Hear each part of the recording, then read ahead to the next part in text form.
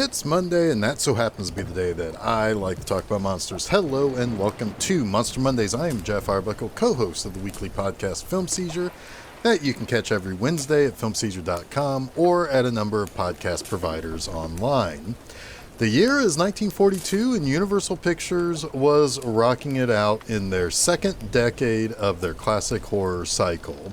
At the end of the 30s, Universal flexed their muscles a bit by bringing back the Frankenstein monster in what many people think was the best of the trilogy of films that featured Boris Karloff as the monster, son of Frankenstein. It also featured a hell of a performance by Bela Lugosi as Igor. That film was such a success, and a brand new star had risen the year before in the form of Lon Chaney Jr., that producer George Wagner brought the monster back with Lon Chaney Jr. under the makeup as the creature, and joined by Universal regulars such as Cedric Hardwicke, Ralph Bellamy, Lionel Atwill, and Evelyn Ankers. And it also saw the return of Lugosi as Igor. This film, called The Ghost of Frankenstein, was announced in late 1941, but the role of the monster had yet to be filled. Universal's expectation was for Karloff to return, but he was working on another movie at the time. And while Chaney would get the part, there was a steadfast attempt to make sure that the makeup on the monster hadn't changed as to not destroy the audience's belief that this was indeed the same creature they've seen in the three previous movies.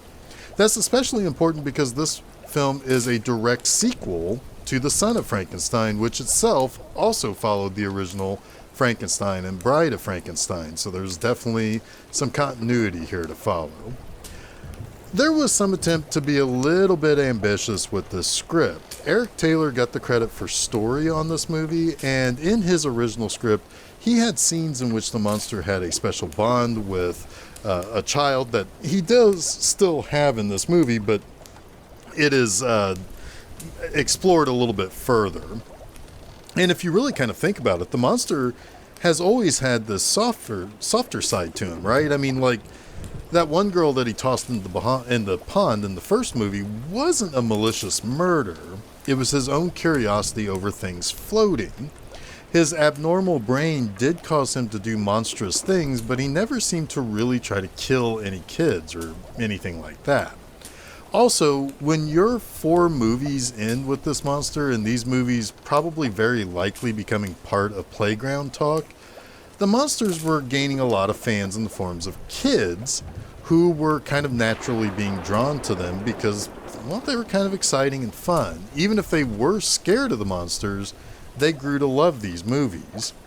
Also, this was the era of these monster movies being anywhere from 60 to 75 minutes in length, and would run either as a B picture or part of a twin bill of suspense or horror movies.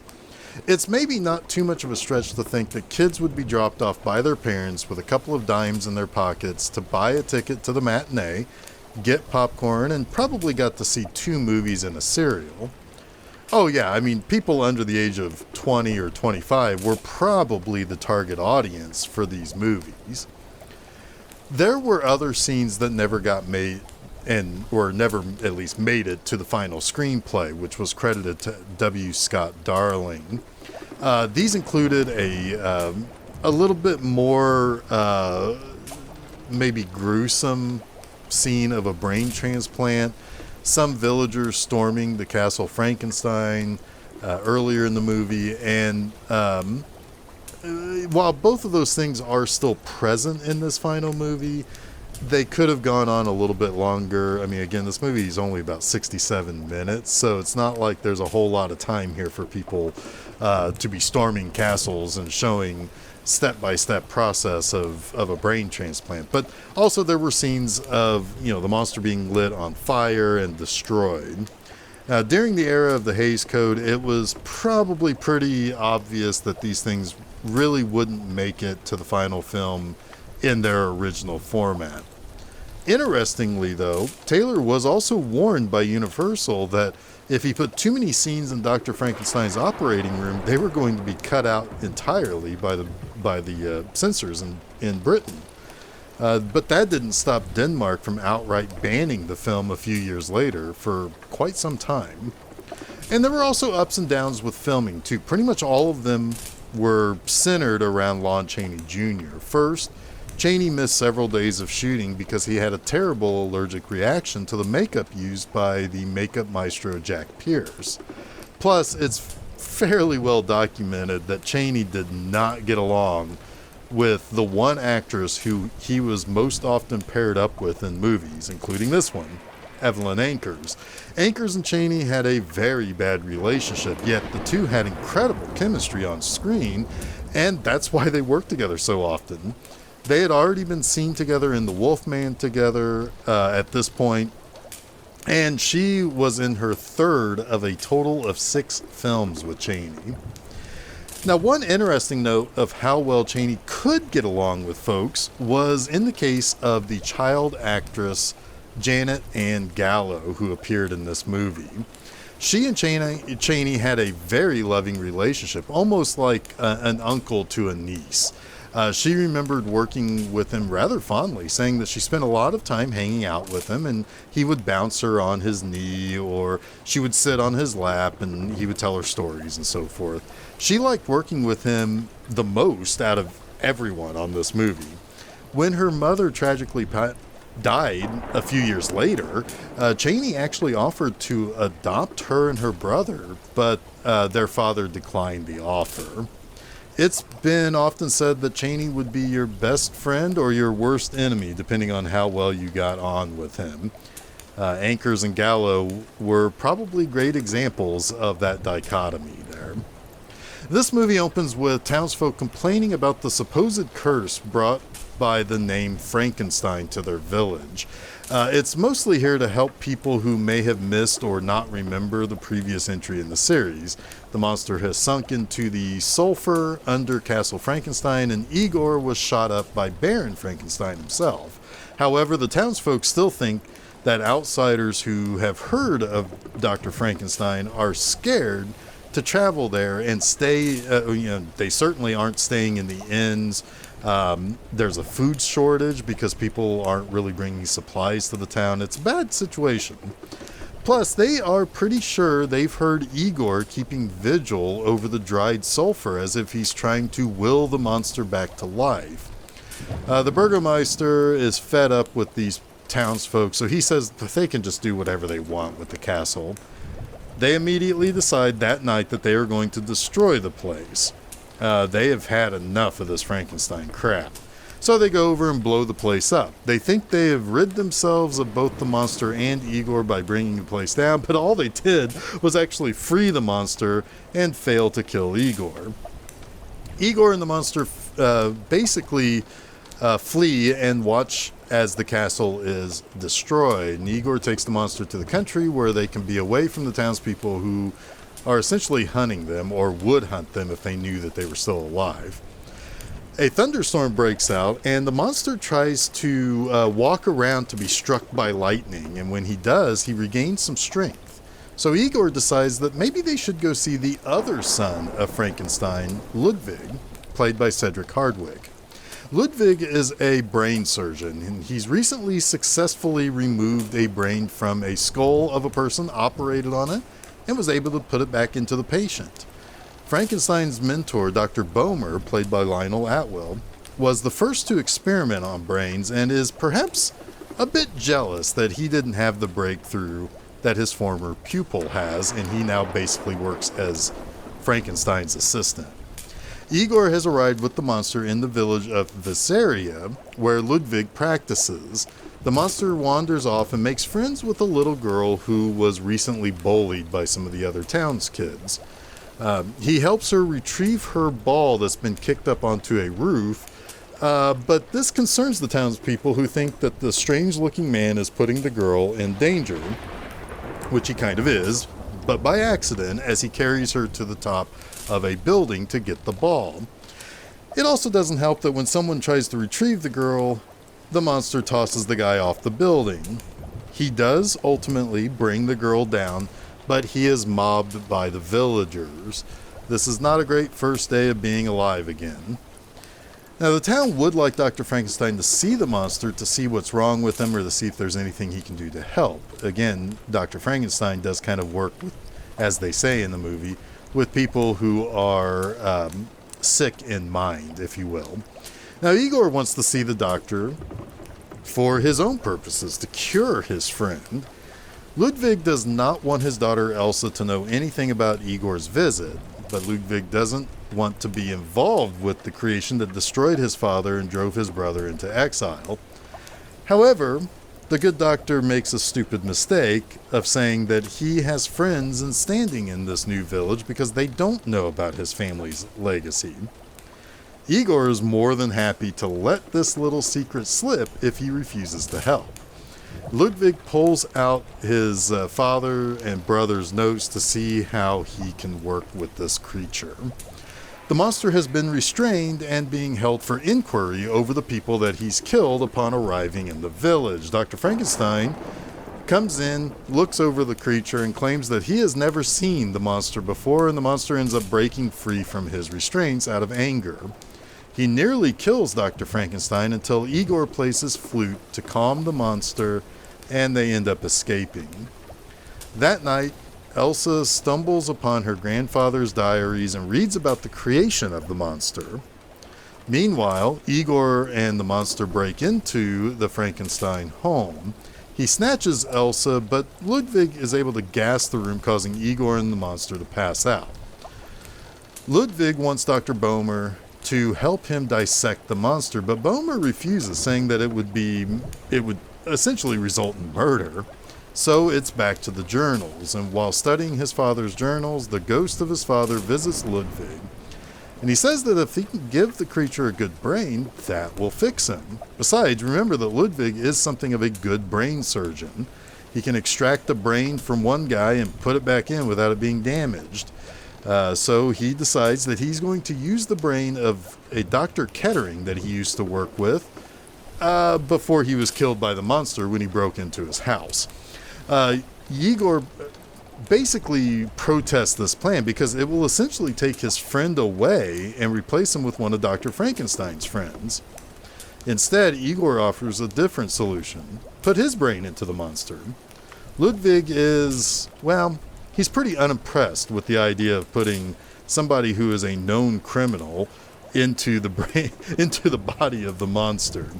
So the deal is this: Igor is to help Dr. Frankenstein and Dr. Boehmer put Kettering's brain into the monster, or they'll destroy the monster. When they revive the creature, Igor explains to him what Ludwig is planning. The monster is happy. However, Igor plays the Boehmer's kind of latent jealousy of Frankenstein and says he should make sure that it is not Kettering's brain that goes inside the monster. If Igor gets the body, he can help Boehmer get the credit he so deserves for teaching Frankenstein everything he knew. Then they'll rule the whole country together. Admittedly, I really don't know how that would work, but Igor is kind of crazy, remember that. Now, the monster has a completely different idea, though.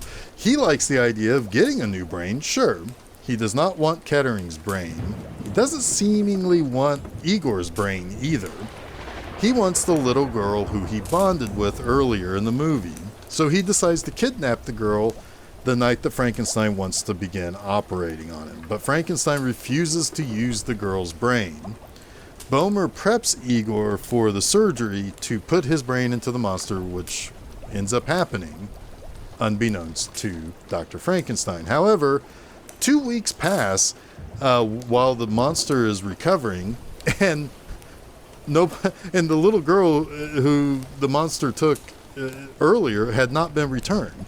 So the town wants Dr. Frankenstein to pay for harboring the monster. They know that he works with broken people, so clearly he must be harboring the criminal Igor and the monster.